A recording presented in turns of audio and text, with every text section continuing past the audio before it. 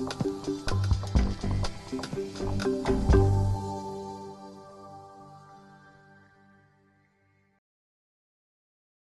ladies and gentlemen, and thank you very much for choosing to join my session today on the power of storytelling in improving mental health and well-being. I'm going to start my presentation by sharing a quick video. I'm 45, married with 2 daughters. I'm 25. I moved to Essex 14 years ago from Cheshire. I'm 53, married with 2 children. I'm 30 and I live in Wellbeing Green in Buckinghamshire. I'm 36, married, and I live in Suffolk. I'm 28, from Fleet in Hampshire. 29, I'm studying for my fellowship qualification with the CII. I'm almost married 3 years and I have 1 small baby boy. I have depression. Whilst I was formally diagnosed in 2012, I'd actually been suffering for some time. I just wasn't aware of my symptoms. I still experience some lows, but these days I'm much better at managing and understanding my depression. I have anxiety and depression. I was diagnosed 3 years ago following a breakdown, but I've been suffering with the symptoms for 10 years. I've learned to cope thanks to CBT, but still have the occasional bad day. I've suffered from clinical depression. I felt isolated and couldn't face my friends, my family and my work colleagues.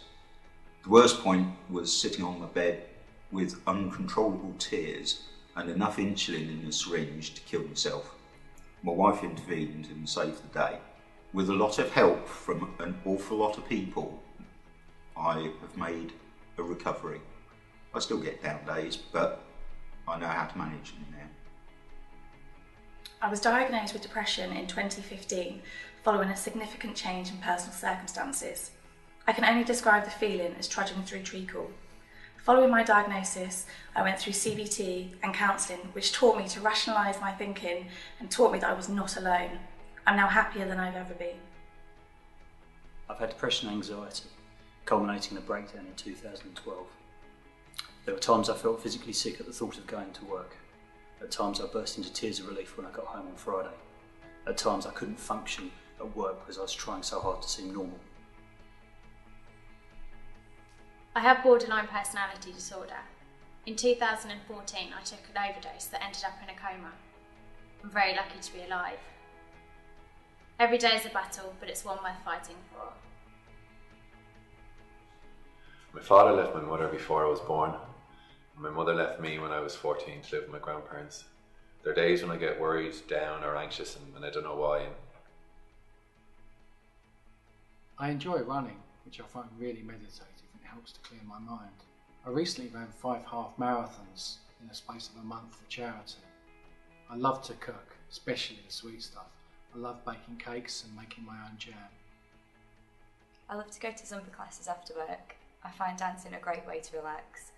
I also have a passion for games and find I spend a lot of weekends playing online with friends. I love music of all sorts and I'm an assistant referee in a junior football team. Both of these things are great therapy and I really love them. I've completed 3 marathons and 1 ultra marathon. Whilst I love running, I also love partying with my friends and listening to music. I also have a real passion for photography. I love to be outside, in the countryside or in my garden. I love music, sports and cooking. I have a huge passion for tattoos and have a full leg sleeve. Sydney's my favourite place in the world, even though I can't surf. I also love spending time with my best friend's English bulldog, Mr. Porkchop. I have a passion for health and fitness. I run in an athletics club and I'm a member of my local park run. I practice meditation and if I can offer and support or encouragement to people, it gives me great happiness. My name is Paul. I work in Aon Benfield and this is my story. My name is Yasmin. I work for the Business Services Unit in AUM and this is my story. My name is Matt. I work for Aon Credit International, and this is my story. I'm Amy, I work for Aon Risk Solutions, and this is my story. My name is Dave, I work in the marine team in the GBC, and this is my story. I'm Natalie, I work for Aon Hewitt, and this is my story. Declan, I work for Aon Insurance Managers Dublin, and this is my story.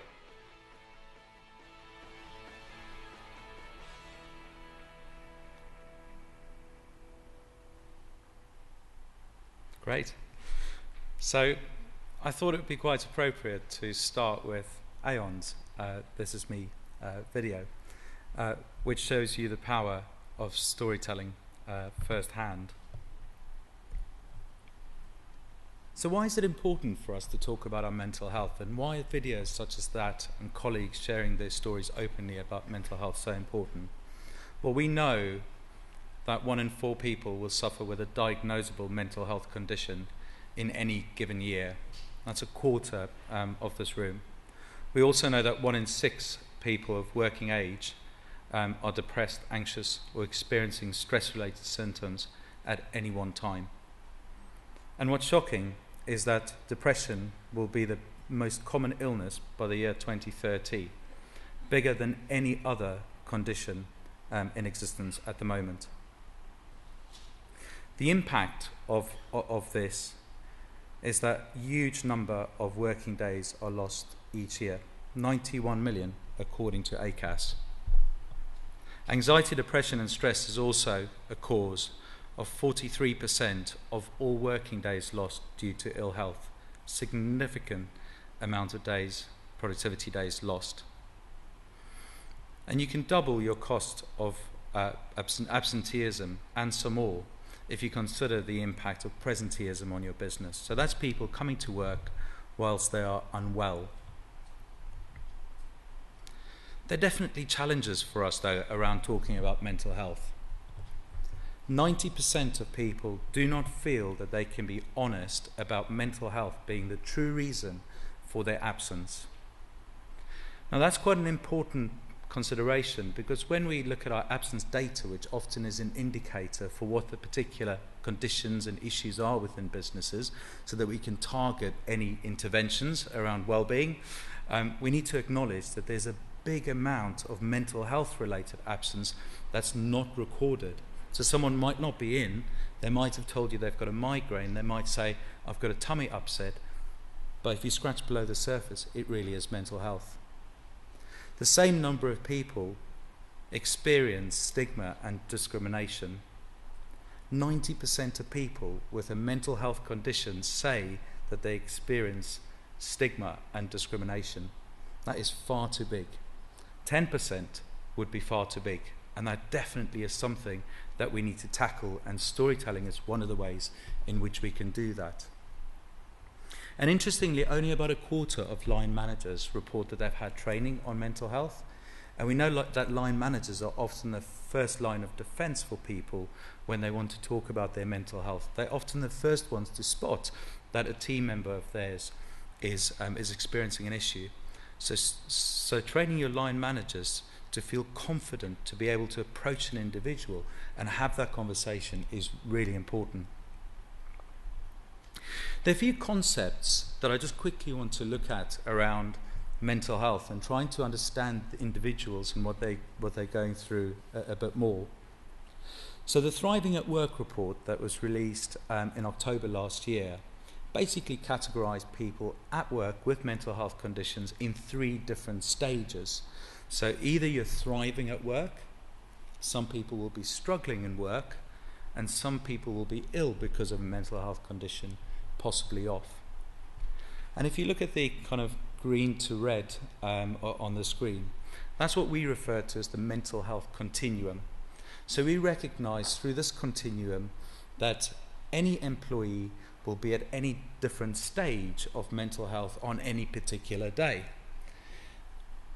The mental health continuum is not a fixed state, so any of us might veer along that state on any particular day. And that's an important consideration if you've ever thought about measuring the level of mental health in your organisation, is when you do take that measure, it's only at a point in time. So it is important to continually update any measures on mental health as you roll out your initiatives. So that's one point I wanted to make, is that mental health is not a fixed state. If we spread that across the population, you'll see that, and this is a slightly different way of looking at exactly the same thing, but you'll see actually very few of us are considered flourishing or thriving. Sorry, I was trying to combine those two words there. Maybe we can come up with a new dictionary definition. So very few of us are actually truly flourishing. And that should be an objective for all of us, to be in absolutely brilliant mental health state every single day of our lives. The majority of the population's in that kind of segment where we say mental wellness. It's where we face normal stresses from our day-to-day lives. Unfortunately, stress and pressure is not something that we can get away from. It's inherent in our work, in our relationships at home, pressures with family life, and so on.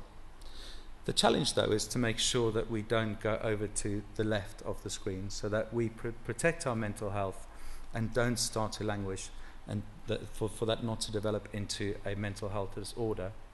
And employers have got a really powerful role to play, to equip people with the right skills and knowledge to prevent them from having deteriorating mental health from normal day-to-day stresses. The other thing I wanted to quickly share with you is what we refer to as the biopsychosocial model. And this is a contemporary approach to treating people with mental health conditions. And all this really is saying is that there never is just one particular issue that impacts our mental health. So our psychological state, our social environment, and also our physiological state all have an impact in terms of determining our state of mental health. So if you look from a psychological perspective, things like your own self-esteem, your feeling of self-worth, your ability to cope with certain stresses, that will determine how psychologically healthy you'll be at a particular point in time. But we also recognize that the environment in which we live, our friends that we have, our family members, our family history, all of that has an impact on our mental health as well. So the type of people we socialize with, family circumstances, also have an impact. And then from a biological perspective, whilst very few mental health conditions are actually caused by genetics, that is a consideration for some individuals as well. We also know that if you're not in great physical health, the chances of developing a mental health condition is far greater. And of course the inverse is true as well. So if you have got poor mental health, the chances of you developing physical conditions is greater as well. So looking at the biopsychosocial model, the conclusion really is, when we look to support employees in the workplace, we need to consider the fact that we are dynamic human beings. Our mental health will fluctuate on a day-to-day basis, and that there are numerous different factors that can influence our mental health. So don't just offer one particular intervention, but rather look at offering a broad range of interventions that will appeal to different people and that will support them in different parts of their lives. So if we turn that into what a workplace mental health strategy then looks like, we typically work with employers to design strategies that try and address 4 different stages of mental health. So most workplace health and well-being interventions or programs or strategies, call them what you want, focus on prevention. So how can we, keep people well, and how can we prevent them from falling ill in the first place? Now, that's a very noble focus and certainly is a key part of a well-being strategy. However, if you take a holistic view of an individual's health, there's great value to be had in helping individuals identify problems early on. So we know that the quicker you identify a mental health problem, get it diagnosed, get it treated, the far less the impact will be on the individual. Translating that to the workplace, of course, far less likely they are to be off absent on a longer term basis. Giving people quick access to treatment kind of flows very logically from that. So what benefits and services can you offer to make sure that people get the help that they need very quickly, again preventing the issue from becoming longer? Unfortunately, we know, particularly around mental health, depending on where you are in the country, waiting lists for therapy can be incredibly long. One of the longest times I'd heard of is someone waiting 5 years to get CBT. And then finally, in terms of looking at the stages of health, the kind of longer term care. So I touched on genetics earlier on, but it's not just genetics. Not all mental health conditions can be cured. Some people will live with a mental health condition for the rest of their lives. So the question then for the workplace is, what support can you offer that individual to make sure that they are the best that they possibly can be? So how can we prevent the workplace from making them more ill? And how can we support them to be the best they can be? An example of that might be making adjustments to the workplace. So the times that the individual works, for instance, being flexible around that. Wrapping all of those areas is the work environment and culture that you have. So much more difficult to change, much more difficult to influence, but very important in terms of looking after people's mental health. So that kind of feeling when you come to work, that you feel comfortable to be yourself, that you feel comfortable to talk openly about your mental health, is very important for people to not only look after their own mental health, but also seek support from the business early on. And then policies and procedures as well. So I very firmly believe that having a policy in place, documenting what your particular views are of your approach is to mental health, what support is available to individuals, what you expect the employee to do, what you expect the line managers to do, and what they can expect from you as well. Documenting that is really important, so that if ever anything goes wrong, the individual's always got a document to refer to and say, actually, I think we need to look at it in line with our policy. So one of the reasons that organisations often do not take action around mental health in the workplace is, from research has indicated that you just don't know where to start. You know, there's so many different benefits out there, so many different services, so many different case studies. You know, what works for one organisation in a different industry might not necessarily work, you know, in your particular industry. What works for a big organisation might not necessarily work in yours. What works for a trader on a desk might not necessarily work for an admin clerk. And it just gets so confusing. And it's difficult to know, how do we focus? How do we do something that's genuinely going to make an impact? So in this presentation, I've included a couple of frameworks to consider. So the one is the Thriving at Work report that I mentioned was released in October last year. So this is a detailed study into employment and mental health that was initiated by the Prime Minister at the beginning of 2017. The report was authored by Lord Stevenson and Paul Farmer.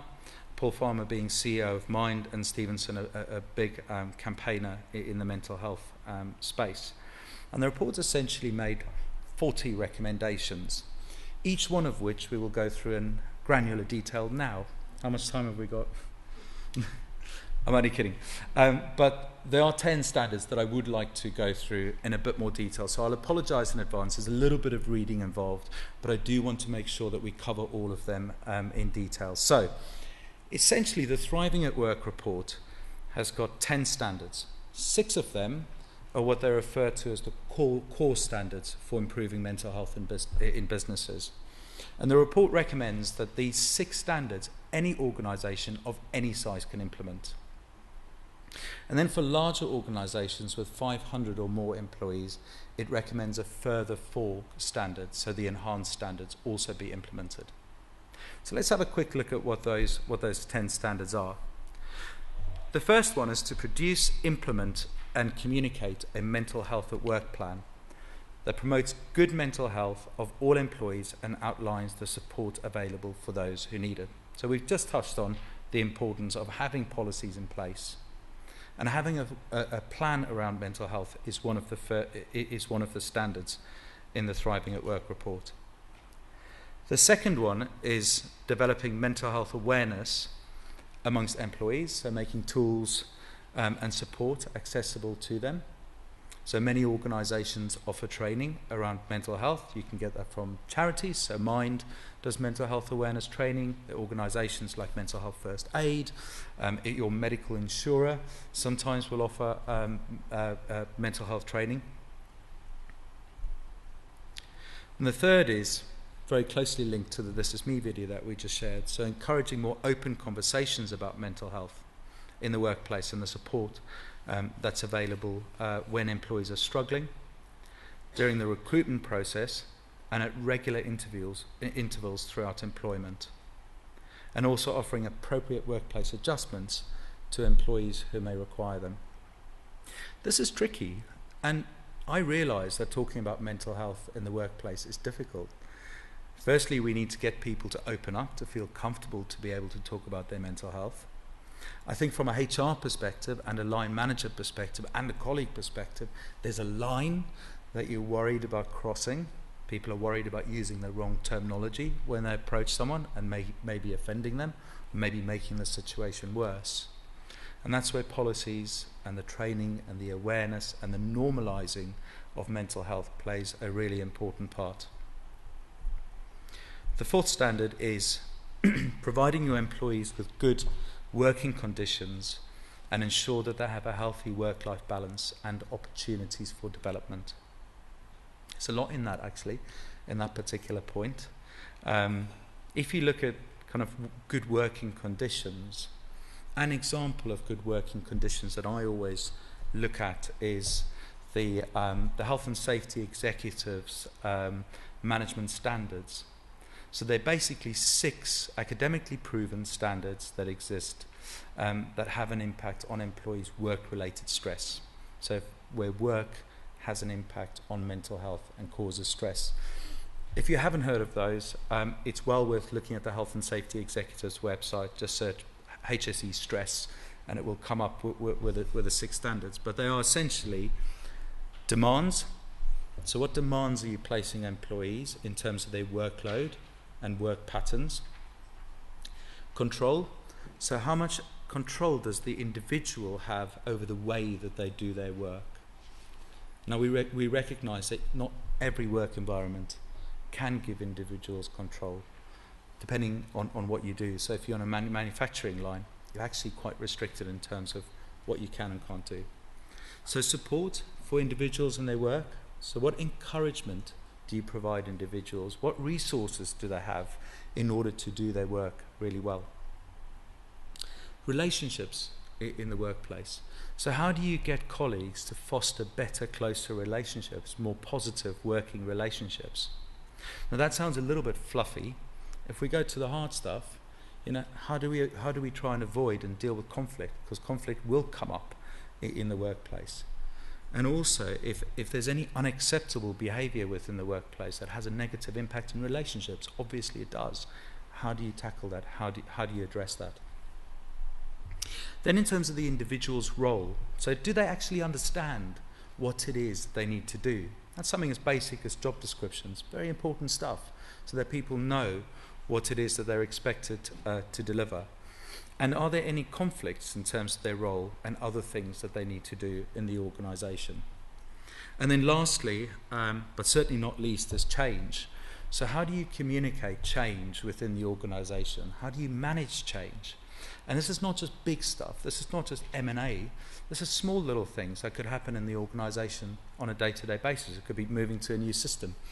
Something as basic as that. How do you help people through that process of change? So those are essentially the 6 management standards as outlined by the Health and Safety Executive. So the fifth core standard is promoting effective people management to ensure all employees have a regular conversation about their health and well-being with their line manager, supervisor, organisational leader, and train and support line managers and supervisors in effective management practices.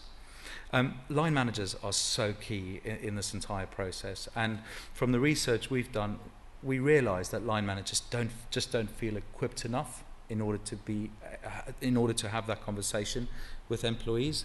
There's loads of training available out there, and there are also some frameworks publicly available for line managers to use to guide them on how do I have a conversation about mental health with an employee of mine. Just go on Google, it's available there. But one of the things I certainly recommend with our clients is looking at the mental health first aid training in a lot more detail. So MHFA offers 3 different courses. There's the 2-day course which certifies you to be a mental health first aider. Similar to being a physical first aider, you get a certificate, and then essentially you're the person that when someone's in crisis, that someone can come and have a conversation with. As a mental health first aider, you're there to diffuse the situation. You're not there as a counsellor. You're there to diffuse the situation and then signpost the individual to support, to the right levels of support, be that in the organisation, be that their family, or be that externally, say in the NHS or with their benefit providers. But MHFA also offers a 1-day champion course, which also teaches you those listening skills. It teaches you how to approach an individual, and it also teaches you the basic skills of how to respond to diffuse the situation. And that's that 1-day course that I think is incredibly powerful for line managers. I know when I work with my clients, getting line managers out of the office for a day is very hard. And that's possibly where senior leadership buy-in is really important. Actually, it's got to come from the top, that this stuff's important, and we believe that this is really going to make a difference. And then finally, MHFA offer a half-day or 3-hour mental health awareness training course as well. So if you wanted to use the same kind of curriculum, but just different sizes of it, MHFA is definitely well worth looking at. And then routinely monitor employee mental health and well-being by understanding available data, talking to employees, and understanding the risk factors.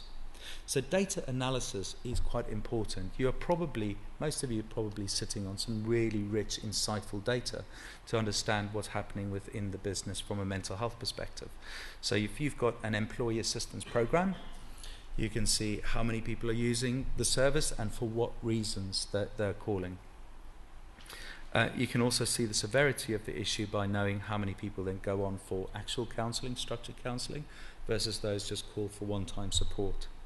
If you've got absence data, despite the caveat that we spoke about earlier on, absence data is still really insightful because it will tell you the extent of long-term absences and possibly medium-term absences for mental health as well. We need to change that though, so we need to bear in mind that our objective here is to get that data to be a lot more reflective of what the state of mental health is. If you do have private medical insurance, that data will be really useful because it will tell you how many people are claiming for mental health, how many are having treatment on an outpatient basis, day patient, inpatient, and so on. So all of these kind of data sources will give you a picture of what the current status of mental health is within the business. There's more, and it gets a bit more complex and a lot more to consider around, do you issue the generalized anxiety disorder 7 questionnaire to all of your employees? So do you try and measure through a survey what the current state of mental health is within the organisation? I did that with one of my clients, and it was shocking actually. We were really surprised in a professional services environment that 58% of people in that particular organisation had what was classified as poor mental health. So that's on the border on the borderline of suffering with depression. So we talk about 1 in 4 in the stat earlier on, and we all go, gosh, that's a quarter of this room. But actually, I think it's a lot more than that.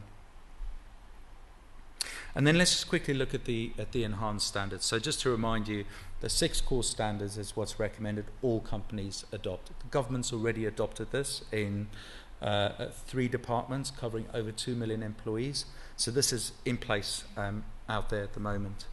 So the enhanced standards are increased transparency and accountability through internal and external reporting to include leadership commitment, an outline of the organisation's approach to mental health.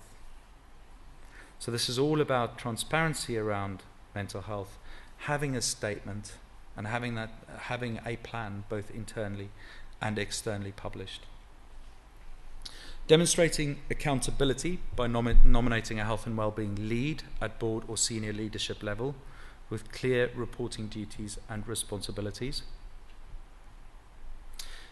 Improving disclosure process to encourage openness during recruitment and throughout. Ensuring employees are aware of why the information is needed and make sure the right support is in place to facilitate a good employer response following disclosure. Actually, that last point is quite important. So using Aon as an example, we launched our This Is Me video in 2016, and very early on it had well over 2,000 views, and we were absolutely thrilled with that. But what we realised that as people are feeling more comfortable and we're normalising mental health, we're going to have more people talking about mental health, which is great. But do people really know how to talk about mental health? Do they know how to respond? Do they know what to say? Do they know how to be supportive to an individual? So hence actually that response when someone discloses about mental health is quite important. It is something to think through. It doesn't mean don't go on that journey to get more people talking about it, just making sure you've got the policies and procedures in place to know how to respond when someone does disclose their mental health condition. And then the fourth one is ensuring provision of tailored in-house mental health support, so where that's practical, not everyone can have a clinician in the basement, and signposting people to clinical help, including digital support, employer-sponsored occupational health and EAP programs and so on. Essentially what that is a document that says support for mental health and just basically lists everything that you offer to employees to support their mental health. When you look across all of your benefits and services, you might actually be surprised how many benefits touch people's mental health. Your challenge in that is how do you make that document easy? How do you make it logical? So it's not scary for people. So we started with a 2-page document that listed 8 different benefits and services with contact details and websites and all those things, but it was a little bit unfriendly. So we've now started looking at the continuum of mental health.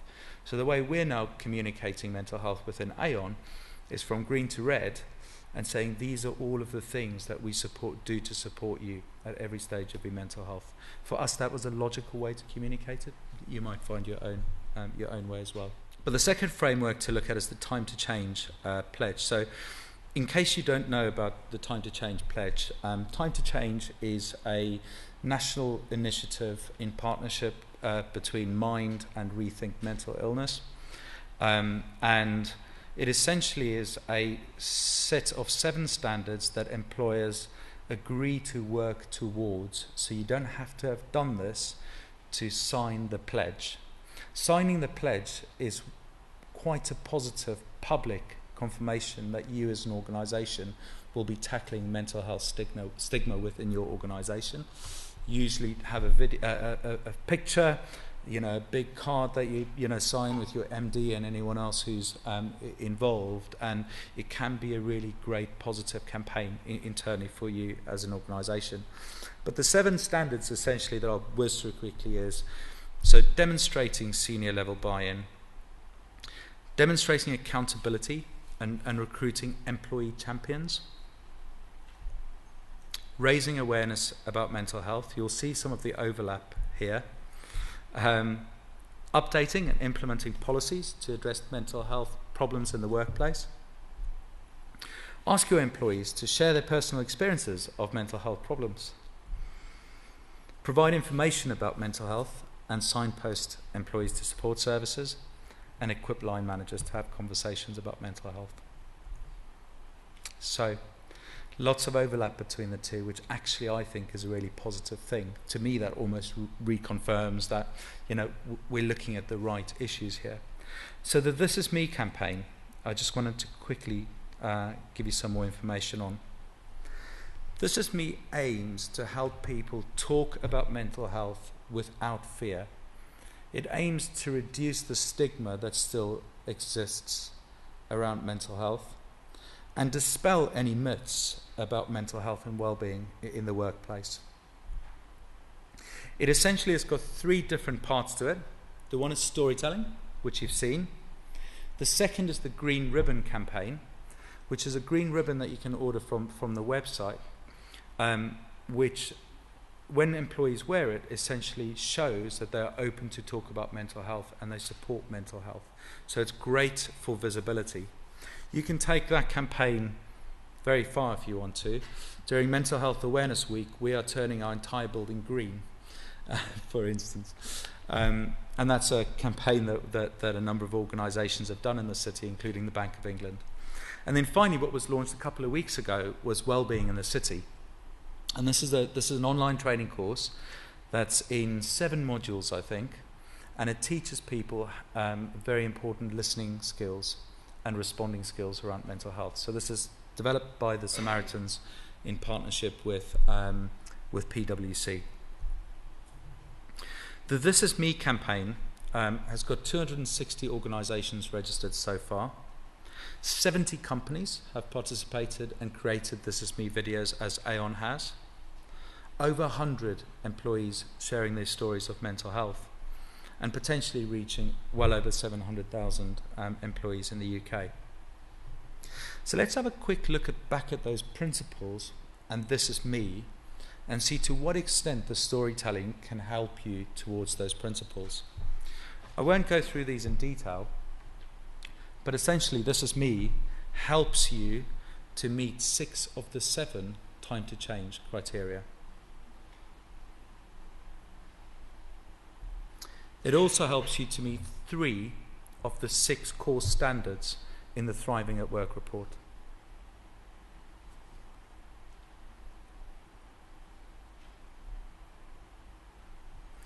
It's guidance in terms of the practical steps. So there's I'm a detailed person, so this doesn't scare me, but there's an 80-page guide with lots of pictures and videos in terms of how you kind of roll out the This Is Me campaign. But essentially these are the steps. So one is plan, find a sponsor for your campaign, get them together, determine how you're going to tackle this.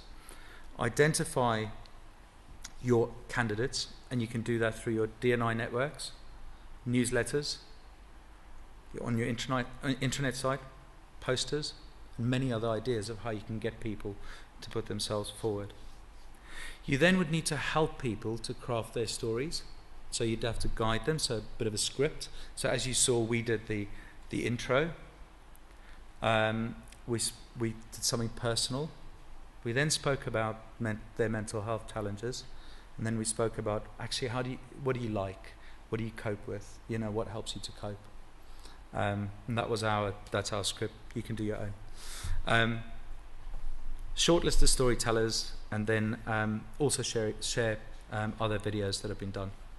So then you actually create your videos, and remember, it doesn't all have to be videos. Some people just do not want to be recorded. You can also share newsletters, articles, blogs. As I said, that's how we started with Paul's story on our intranet site. And also hold events around this. So we've had quite a few This Is Me themed events that have been really well attended. And then finally, ensure that the support is available to employees. So through an EAP, making sure that people know how to access your employee relations or HR teams, private medical insurance, and other benefits and services. So I'm really pleased to say that This Is Me has come into Scotland, and a new steering group is being formed here. A meeting will take place, I think, within the next 4 to 8 weeks, date to be confirmed. And we would welcome any organisation of any size, any industry, to participate in the steering group. So this is essentially a number of organisations locally coming together, talking about their This Is Me campaigns, or if you're interested in doing a This Is Me campaign, in letting other organisations guide you through that process. Contact details on the slide, so you can email thisisme@thelordmayorsappeal.org. My colleague Richard Strachan is our area director for Scotland, And then my email address is on there as well. Please do not hesitate to get in touch with any of us. So finally, just to wrap up, does it work?